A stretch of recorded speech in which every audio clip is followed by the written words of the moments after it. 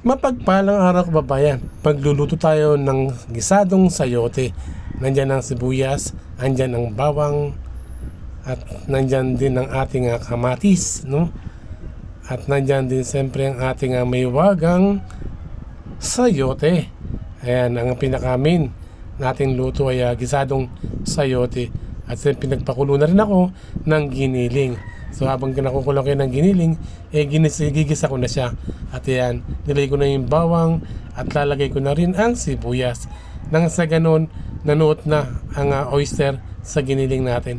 Medyo nasunog siya kasi para mas maganda yan, na mas malasa, na mas masarap. At sinabay ko na rin siyempre ang kamatis, no? Muli kababayan, no? Basic na pagluto ng gisadong sayote. At isa pa, budget meal, no? Murang-mura ang ating ulam. Siyempre, magkano lang ang bawang? 5 piso, 5 pisong sibuyas, di ba? At 25 sayote, at nagkakalaga naman ng 30 ang ating giniling. So magkano lang, wala pa siyang 100. Budget na budget, good to 3 to 4 person ang kakain ito, mga kababayan, no? Mga katambay ko, no? Sa ating pagtambay, siyempre, bigyan na rin natin ng nining ating pagkatambay, magkaroon tayo ng kabuluhan sa ating pagkatambay. Nagluluto na ng hapunan, na sa ganun ay may pakinabang naman. At siyempre sasabay ko na rin ang sayote sa paggisa ng ating basic na pagbisa ng gisadong sayote. At ayan, pagmastan ninyo kaibigan, yung golden brown na nasa ilalim ganyan, ay medyo susunog-sunog siya, mawawala yan. Bakit kamo? Kasi lalagyan natin yan ng tubig at kukut-kutin ko ng konti para nang sa ganun mawala siya. O yan, dumikit na siya sa kawali. Nanuot na yung oyster sauce sa ating giniling. Nang sa ganun na yan, halu-haluin ko maigi, nang sa ganun na mahalong-mahalo, no? At hindi naman siya malalamog yan kasi matigas yung sayote. Hindi naman matigas, no? Kahit napakuloan mo ng matagal yan, hindi yan basta-basta madudurog. Hindi katulad ng kamatis na nadudurog pag naluto na ng maigi. Ayan, hindi yan. Habang naluluto yan, para lang yung candy na ng ganyan nila tsura, no? Lalambot lang siya. At naglagyan na ako siyempre ng tubig para nang gano'n na yung nasa ilalim na medyo nasunog, kakapit na yan kasi magbe-blend na yan ng lasa, no? At lalagyan natin mamaya na seasoning yan. Ano mga seasoning lalagyan natin yan? Lalagyan natin yan. Nasa gano'n na magkaroon na siya ng buhay, no? Ayan, at medyo may ginagawa kong konti habang pinakukulang ko siya.